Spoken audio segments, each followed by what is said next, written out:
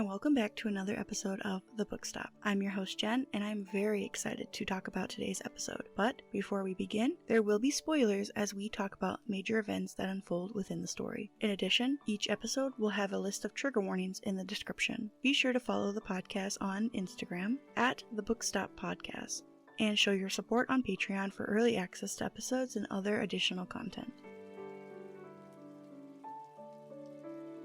And welcome back to another episode of The Book Stop. And today we are joined again with Kamille. Yay! Kamille, what book did you bring and why did you bring it? Yeah, so I brought It Starts With Us by Colleen Hoover, and I brought this one because you and I talked about It Ends With Us, the first one, so I thought it'd be good to talk about the sequel. Yeah, It Ends With Us is, I think, still #1 download on The Book Stop. So Yeah. I'm, so excited when she released the sequel because I'm like, let's bring it back, let's go.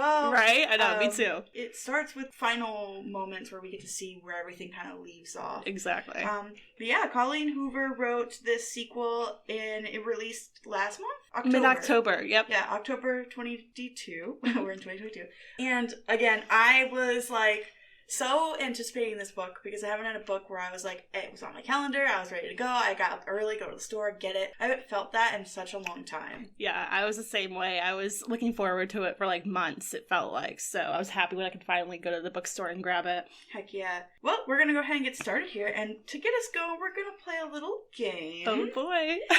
You are going to summarize this book in 30 seconds. And you may begin whenever you're ready. All right. This is a sequel to It Ends With Us. So basically, it's Atlas and Lily reconnecting after, you know, being apart for some time and just kind of falling back in love with each other and figuring out the interesting family dynamics that are playing a role in both of their lives. And yeah, I guess that's it. Yeah, honestly, that cuts it. Yeah, so again, this is a sequel. I thought it was a prequel because I thought it was about, like, It Starts With Us. I think originally she wanted it to be a prequel, if I remember correctly, because I know she was talking about it like while she was writing it, but then she changed it to be a sequel. Gotcha. I think. Okay, because I thought it was about like Lily's parents and her relationship with Atlas, more in depth on that, but it was not that. Yeah, that's what I thought it was going to be too, but it's cool that we got more of Atlas and Lily though, so. Yeah. I'm going to summarize this book really quick for anybody who hasn't heard of the sequel. Again, this is a continuation of It Ends With Us, so if you haven't read that book yet, this will spoil a lot of stuff.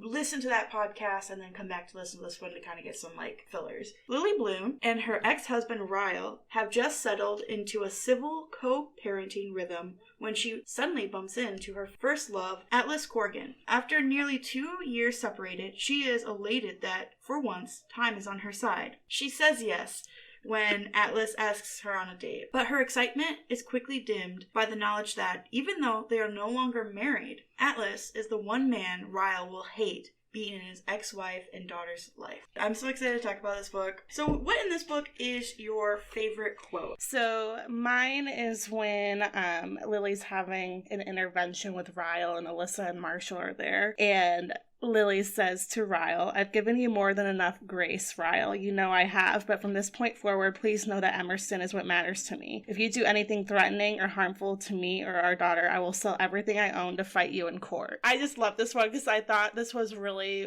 when she stood her ground and she's like, I'm not going to put up with your shit. Like, because I think in the first book she was really passive. And so this is like one of those times where she actually like confronts him. And I like how like Alyssa and Marshall backed her up too. So that's why that was my favorite. Mm-hmm. It kind of ties in with her like not wanting Emerson to stay the night because she wants to wait until Emerson can actually talk and like say what happened. Exactly.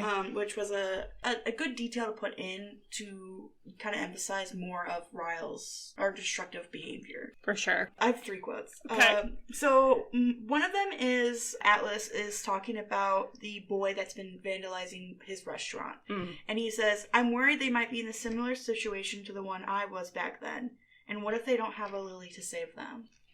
Oh, so cute. That was super sweet. It's super sweet. Especially because when you dive into it, it's like Lily legitimately saved Atlas's life. Like he was going to end it all that night that they met. So she is extremely vital to his whole person. I mean, she literally saved his life, and who knows? He could have been in that same situation. Exactly. That the kid was in, so. Which one do I do next? Okay, this one I just loved because when I read it, I was like, oof, okay, ouch. So Lily is talking to, is it Alyssa? Mm-hmm. She's talking to Alyssa, and she's talking about how this is Alyssa's first time seeing Atlas. She says, but I can absolutely see why you're hesitant to tell Ryle. Knowing his ex-wife is sharing a bed with that block of perfection has to be extremely emasculating. And then Lily, I raise a brow. Not as emasculating as beating your wife should feel. Oh. Yes. Ouch. Dang, yeah, absolutely. Yeah, there's nothing else I can say to that line except for that it supports itself. Yeah, after I read that stuck with me for a bit. It's like, damn. Yeah. That's a good one. The last quote that I had, and I think this quote really plays into a lot of relationships in this book, but it says, sometimes people think if they love a broken person enough, they can be what finally repairs them. But the problem with that is the other person just ends up broken too. Mm-hmm. Ow. Again, another great quote. I really like that quote. Yes. So what are some things that you liked about this book? Oh gosh. Well, I mean, I obviously liked just seeing Lily and Atlas's relationship progress, and then the ending was really cute. We can talk about that later. Okay. But yeah, so I just really enjoyed that. That's probably the thing I enjoyed the most. And then I like how she still maintained her relationship with Alyssa and Marshall too, and they still played a role in the book, and that they're very much there for her, even though Ryle is Alyssa's brother. So those are the main things I liked. How about you? Well, now that you've asked. I really enjoyed the point of views. Anybody who's listened to the book stop knows I love points of views in books. And we didn't get that in the first book. So it was really cool to see that flip side of Agreed. With Atlas. I will say, one thing I didn't like is that I kind of wish it was only Atlas. I think it would have been cool to only see Atlas because we got plenty of mindsight of Lily's point of view. We understand everything. And it's cool to see what kind of progresses later on for her. But I think it would have been better to see it kind of through Atlas's eyes. We saw so much of Lily, obviously, and it ends with us. So yeah, it would have been cool to dig more into him. And I feel like there's still a lot that we didn't learn about his character, from his past. I know they went into it in some detail, but I feel like they could have went into more detail about it. So yeah, I agree. I like that it starts right back. Yeah, it hops right into it. Me too. There's no explaining what happened. We know what happened. Let's just go. Because some books will spend a chapter telling you recapping everything. Yeah. And I like that we just hop into it. I like that instead of getting the letters to Ellen, because that was one thing I hated last time. We get letters from Lily and Atlas. Also, love the covers of these books. I do too. This one is just really, really pretty. We could get into a whole monologue about the covers meaning something, but we won't. For sure. But yeah, the covers are gorgeous. I love it. So what are some things that you didn't like about this book? One of them would be Atlas still wanting to hear more about his past. That would be the biggest one. And then I feel I don't know, with the confrontations between Lily and Ryle and then Atlas and his mom, I feel like it was just weird. They just had a conversation. It's okay, everything's perfect now. I feel like there could have been more drama there, or just, I don't know. That wasn't something I was crazy about, because it was just weird that they just talked about it and it's oh, okay, cool, it's fixed. Yeah. When it was such a heavy situation that it's not something you can fix that easily. So that was probably the biggest thing I didn't like. How about you? So my main thing was the writing style of this book. It was very low effort. It hit all of those tropes that we expected it to do. Sure. But it gave no depth into it. It just scraped the surface, and it felt very much like a cash grab, as bad as it sounds. She even said that she didn't really plan on making a sequel. Right. Where it ended was where it was supposed to end, but then, it got popular on TikTok, and people wanted more. And I understand the point of wanting to give the people what they want. Give the people what they want. Yeah. And continuing the story. But if you're not completely satisfied with it, then maybe wait. You don't I need agree. any. And of course, that's not always on Colleen Hoover. It could have been publishers as well. But yeah, I just didn't. It felt more like a fan fiction than an actual published book.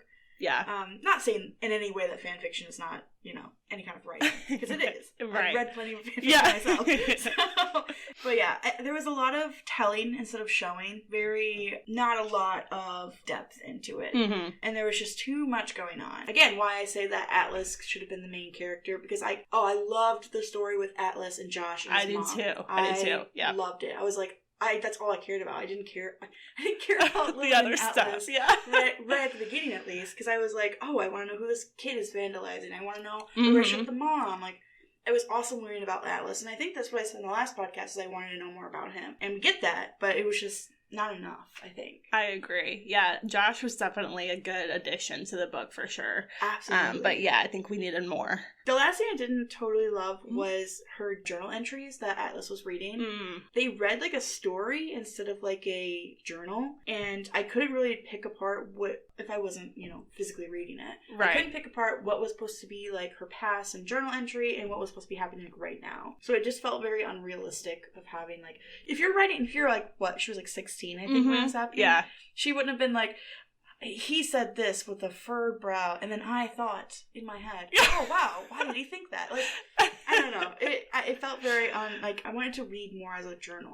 I agree, and I liked the current notes that they wrote to each other. But yeah, I get bringing the journals, so like he could have understood how she was feeling back then. But yeah, I didn't really love that either. So one thing I want to talk about is kind of Lily in general. Again, one of two main characters that we have. Lily, of course, owns a flower shop, and she has a daughter named Emerson with Ryle, who is her ex-husband. One thing that I picked up was like, I think I said this in the last podcast too, where the flower shop felt like such a burden on her. Yes. And I didn't really notice that as much in the first book, but then this book, I really picked up on that. And I feel like there wasn't even that much talk about the flower shop, but if it was, it's like, I'm just so busy with the flower shop and I can't meet with Atlas. It's just like never anything positive. So I definitely saw that more in this one. Yeah, I like that it was pinpointed. Like she says, like, I don't know if I want to continue my story anymore because, it's a lot of responsibility being a single mom, and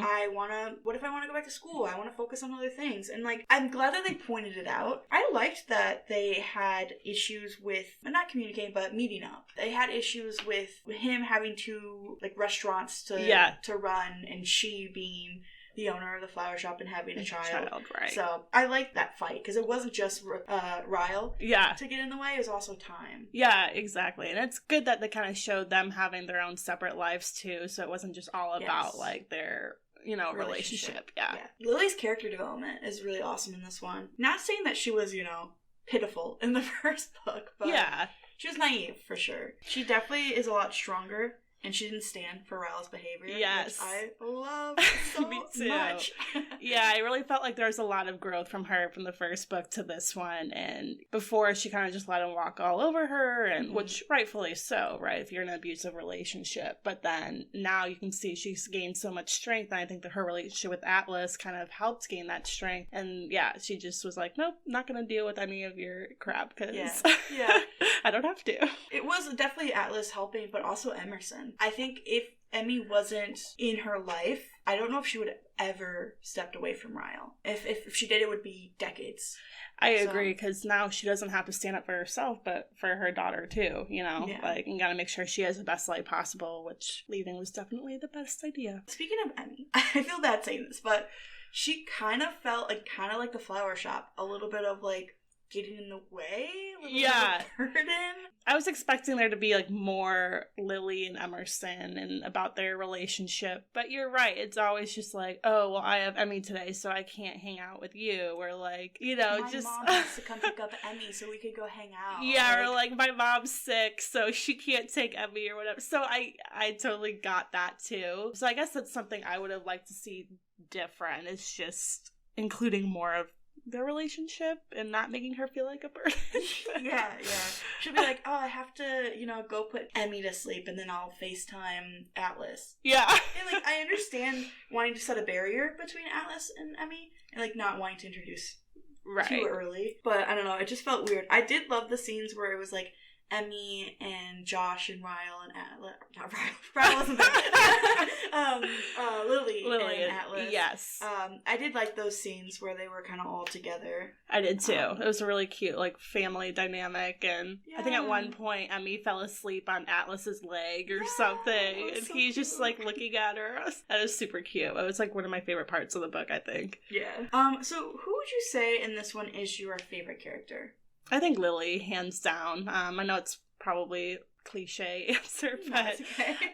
Yeah, like just what we talked about before, just how she grew a lot from the first book to this one. I really liked seeing that. I liked seeing her gain like her strength and being able to tell Ryle off. I was like, yes, you go, girl. So yeah, I mean, I like all of the characters besides Ryle, but she was definitely my favorite. Yeah, Lily's definitely grown a lot. She grew up a lot. Mm-hmm. And I felt a little bad for her because she felt so alone for such a long time. Yeah. Like, of course, she has Marshall and Alyssa, but that's still a link to Ryle. It will always be a link to Ryle. Yeah. It felt weird having her be so contained to just a number of people. I wish there was a little bit more of a friend group for her. Agreed. That she could reach out to. Maybe a childhood friend or just something more, maybe one more person, because even her mom wasn't in it that much because she was with her new boyfriend. Yeah, even her mom, like, she commented on it multiple times how like she just wanted to see Emerson and she never really talked to her. Which, like, yeah, for vibes, sure, but still, like, at least talk to your daughter a little bit too. Exactly, yeah. So that is also too to like emphasize her clinging to Alice a little bit, like a tiny bit. She was clinging to him because she was just don't have anybody else. I said my favorite character was Theo. Yes. He is great, yeah. The second they introduced him, I was like, I love him. Yeah, good choice. He's very sassy, and he plays such an important part in Atlas's life. Oh, for sure. Theo's like 11, and he's Atlas's therapist.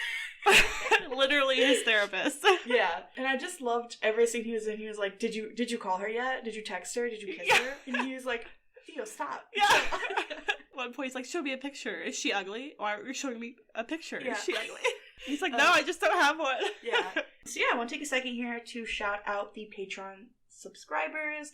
A huge shout out to Nick W, Ashley A, Bree P, and Lulu. Thank you guys so much for supporting the book stop. It means so much to me. You know, at least 4 people. Mm-hmm. Yeah. 4 is better than none. Exactly. If you guys want to be part of the Patreon shout out, head over to Patreon and subscribe today. Woohoo.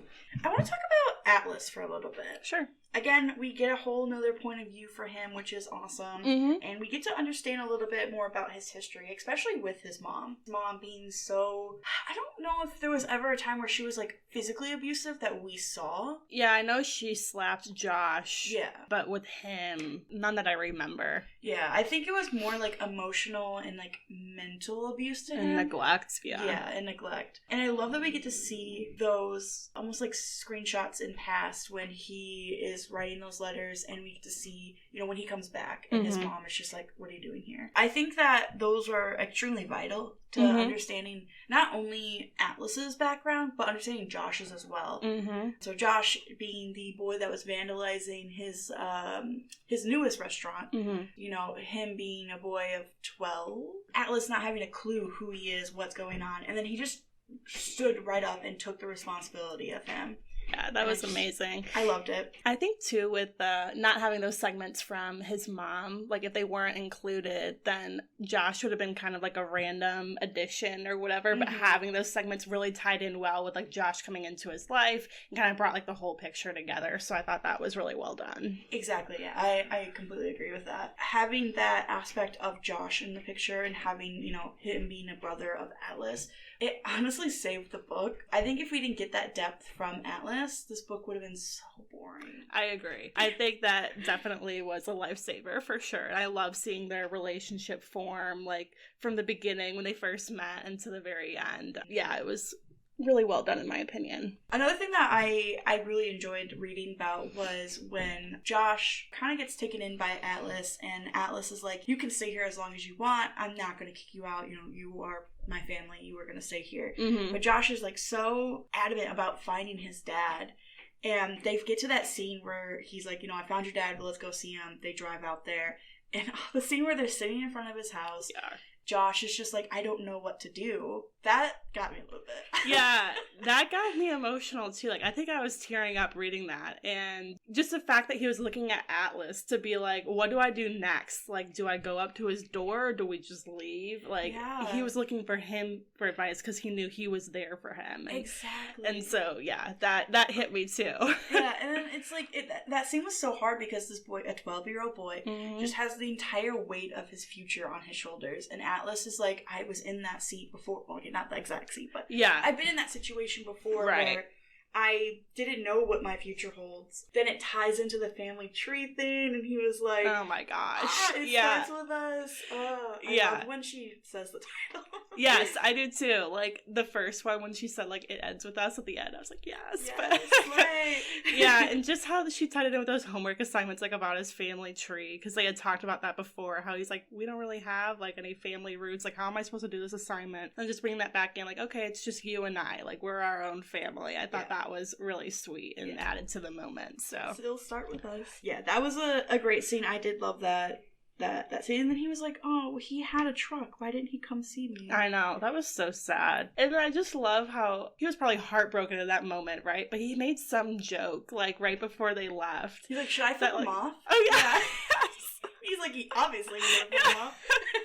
And that just, like, brought in the humor in that situation. I just thought that was great, too. Because it was such a heavy, sad, depressing moment. And he's like, I'm just going to flip him off. Like, this 12-year-old kid. I love it. And then the fact he saw, like, Tim saw it, too. It's just, like, the icing on the cake. I loved it. So which one in this is your favorite relationship?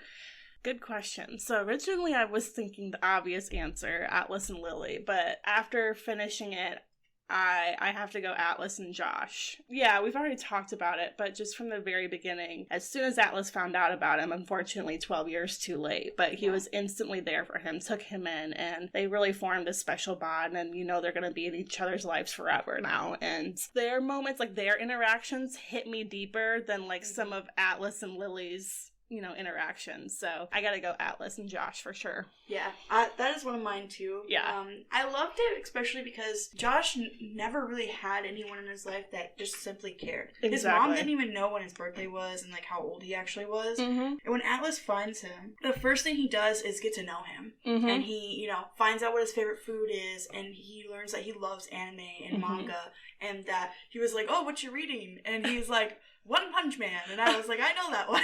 But cool for them to learn each other, and Josh, is starting to learn to respect him and understand he didn't know about him. So he can't really be angry, because that was like a huge deflect. It's like, you didn't want me in your life. He's like, bro, I didn't even know you. Right, yeah. I thought it was cool how Josh too was curious about Atlas and like asked questions, because I feel like some like young kids, there's like get asked a million questions or like, yeah, whatever, but they don't really ask questions back. But he was super curious about his brother, and he wanted to learn everything he could, so he was asking questions like right back, like, what do you like to do besides cooking, And Atlas was like, I haven't really thought about that. So I thought that was cool too. It builds that character, not only relationship but also the development for those characters, for sure. I also had them down, but my other favorite relationship would definitely be Theo and Josh. Having them be friends in school when he didn't know anybody is good. Because, when you start a new school, you don't know anybody. Always hard. It's hard. So going in and having that one kid in class, you're like, I know who that is. You can count on, yeah. And I think, too, we found out Theo is gay, and then he talks about going to, he doesn't really say it out front that it's a pride festival, but he's like, yeah, I'm just going to this parade. And at first, Josh was like, well, what is it? And he didn't really want to say, and so Josh got it out of him, and Josh was like, all right, like, let's go. Like, I want to go. Like, that was just so heartwarming. I was like, oh, this is so cute. I just love that so much. Yeah, and that built a little bit, because isn't that when, Lily was there, and he looked to Lily, he's like, can I go? And she's like, sure. I think so, yeah. You got your phone on you can go. Yeah, so she was basically acting like a stepmom in that moment. Yeah. Well, I guess it would be sister-in-law. Even though Atlas is pretty much like a father figure to him, but yeah. Yeah, I kind of want to pull into Atlas and Lily's relationship, being the main focus of this book. We haven't really talked about it, but I honestly just didn't really, not that I didn't support it in any way, like, I'm glad they got together. That was kind of, like, what I expected, so I wanted to learn something new. I agree. When they were together, yes, it was cute, like, when they went on their first date and she fell asleep in the car. I thought it was kind of weird, but I get it. They were exactly what each other needs pretty much their entire lives. Like, anytime they needed somebody, they were there for each other. Well, not every time. Not when he went to Boston, but every other time. Yeah. And I feel like their relationship was almost too perfect in this book. They didn't really have any fights or arguments. Yeah. It just seemed like, oh, they're just so in love with each other, like, the whole time, which, like, I get it's a book, right? But, like, also you could show some of the not so perfect sides. Yeah. I guess they're still, like, in their puppy love phase. Right. So yeah. It would have been cool, though, to have maybe just a simple disagreement. Would have been right, to know that they actually argue. Yeah. Again, trying to compare Ryle and Atlas. Right. And Ryle being so intimidating so much, and then Atlas being kind of that flip opposite coin. And we do get to see a little bit of aggression from Atlas when he finds out that Ryle, like, had her by the throat and stuff. We get to see a little bit of that and, like, the mark on her shoulder where she had the tattoo. So we get to see a bit of that, but I would have liked to see a little bit more coming from him to show, like, just a little bit more passion, I guess. Even when Ryle came to his restaurant and, like, confronted him or whatever and, like, punched... Oh my god, yeah, I forgot about that scene. Yeah, and, like, punched him, and then Atlas was just like, alright, let's just have a conversation. Which I thought was really, like, you know, really mature and whatever, but still, like, I don't know, I kind of wanted to see him to, like, get mad, or I don't know. And then just, like, stare at him. I personally didn't like that scene. Yeah. I thought it was, not that it was boring in any way, it just didn't feel right. It felt very forced. So, like, I get having that encounter of having, like, Lily's past and future kind of mixing. I just wish there was a little bit more, and that kind of brings me to the next point, is I wish there was more Ryle in the story, which... I know it sounds bad. I know it sounds bad. Trust me, I know. Because I hate Ryle. Everyone does. Wish there was just more presence of him in the story other than, like, put him there for conflict. Let's just set him in when we need something to happen. Yeah, I mean, he is Emerson's father, right? So he is a big part of not only her life, but Lily's life as well. And just, he only shows up when friends about Atlas or that she's dating. And it's just, like, always a big issue. And it's never, like, showing the good sides of him, like being a good dad to Emerson or anything like that. We get that glimpse at the end where he, like, Emery goes to him, to Atlas, and he, like, turns away. But I just want to see more of him, like, no, you can't be with Atlas. Like, more emphasis on their relationship, because it didn't seem like he actually really cared. No, it was that one scene, but other than that. Yeah, I don't know. I think it would have been good to show him in a different light, just besides those times. And it seems like when he found out about Atlas, like, he was mad at that one point, and then it was just like, okay, like, I'm upset, but, like, I'm not gonna do anything. It was just kind of, I just feel like a lot of this book, it was just like, it could have been more. Yeah, again, I think it has to play with just not a lot of time. Exactly. We can't really blame Colleen Hoover because we don't know the situation, but I'm not saying that I support Colleen, because I personally don't like a lot of her books, but it is what it is. Right. But yeah, Atlas and Lily, because you remember when they went to the restaurant, the first restaurant, and Ryle took her there, that's when she saw Atlas again, and she thought, for some reason, that Atlas was in a relationship. Yes. I think if she found out he was single, she would have just dropped Ryle there and was like, I'm going back. Bye. Yeah. Yeah, that would have made for a very different book, but... we wouldn't have had a second book. Literally, yeah. I have a question for you. Okay. Do you think that the sequel was something that was actually, like, necessary? And do you think that any more books could be made from the series? Ooh, that's a good question. I don't think it was needed. It left off at a very good place. It ends with us, and you kind of get the sense, okay, like, Lily's moving on, blah, blah, blah, and then you kind of get that sense that her and Atlas at some point are going to reconnect in the future in the epilogue. But, you know, with the craze of the book, like, so many people wanted to get that happy ending in writing for Atlas and Lily. It was just the want of it that... obviously got it written, but no, I don't think it was necessary. Now, if I think that any other books could be made out of this, oh boy, I don't know. I think it's at a good place just to leave it how it is. If anything, maybe from someone else's perspective, like, I don't think anyone would read it, but, like, maybe a book about Ryle, like, oh god, no. about his past and, like, what he went through that, like, made him get to be such a piece of work. But, like, as far as with, like, Lily, Atlas, their lives, like, no, I think it's at a good place and don't think there needs to be any more. I definitely agree. Yeah. The only thing I would see, like, maybe, like, a small novella of, like, Josh's life, now that it's kind of shaped into something better. And you could even do it where it's like somebody meets Josh and then we get to know his past, but we don't get to know hers or something, or his. I'm not gonna assume. And I think if that was done, then you could bring in, obviously, since Lily and Atlas are in his life, you could work them into the book too and have them play a role. So that would be an interesting idea for sure. Yeah. Colleen, don't listen to what we're saying. We don't need another book. Colleen, I'm just saying. Don't write another book in like less than a year. Yeah. Let's give it time to simmer.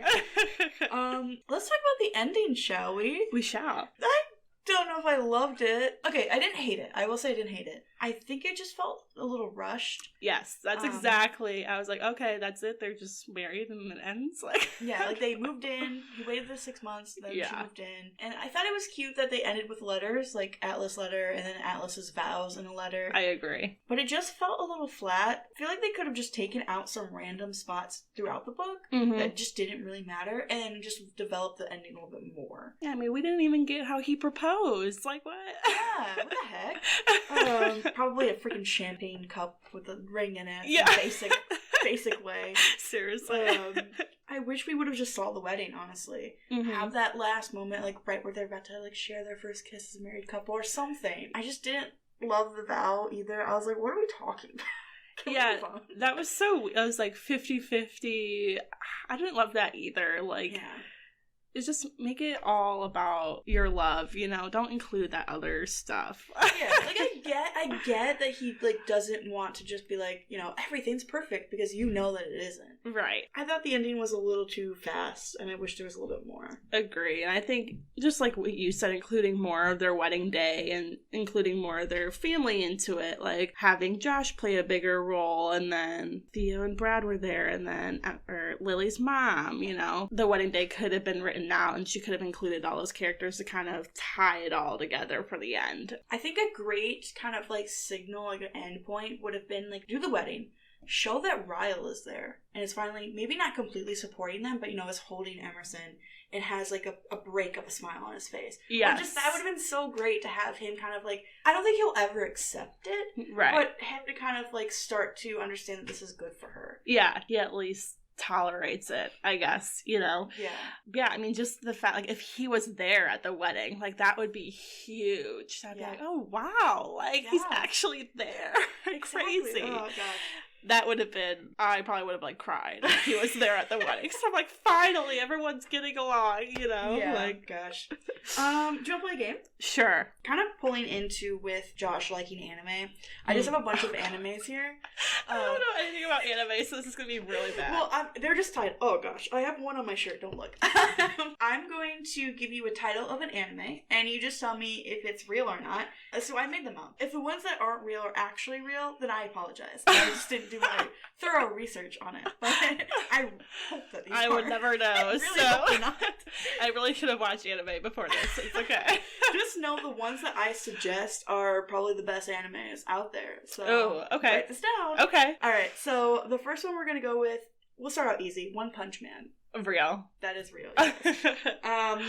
40 Days in Space. Not real. Nope. That one's not real.